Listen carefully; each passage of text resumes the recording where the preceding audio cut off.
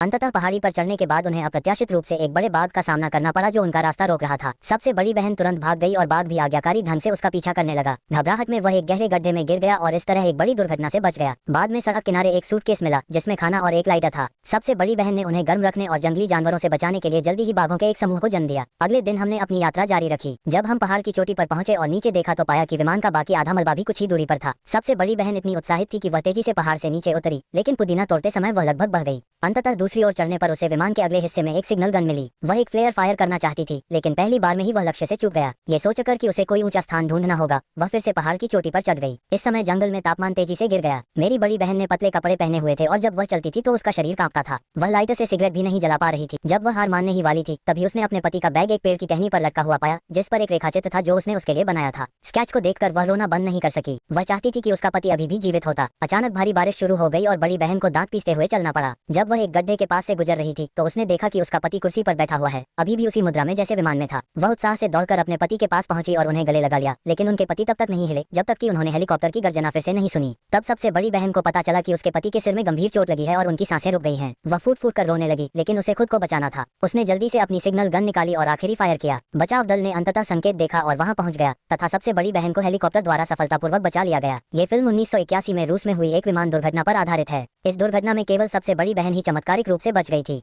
इसके बारे में सोचना सचमुच डरावना है। अगर उसने अपनी सीट बेल्ट बांधी होती तो शायद वह बाहर फेंकी जा सकती थी। यदि मुझे अपने पति द्वारा सिखाए गए जीवन रक्षा कौशल याद न होते तो शायद मैंने बहुत पहले ही हार मान ली होती। मेरी बड़ी बहन बहुत मजबूत है, अगर मैं उसकी जगह होती तो बहुत पहले ही टूट चुकी होती। ये घटना हमें ये भी याद दिलाती है कि हमें उड़ान भरते समय अपनी सीट बेल्ट अवश्य बांधनी चाहिए तथा उड़ान के दौरान जंगल में जीवित रहने के बारे में कुछ ज्ञान अवश्य प्राप्त करना चाहिए, क्योंकि यह किसी दिन काम आ सकता है। मैं आशा करती हूँ कि मेरी बड़ी बहन धीरे धीरे अपने दर्द से उबर जाएगी और अपने पति की यादों के साथ अच्छी तरह से जीवन व्यतीत करेगी।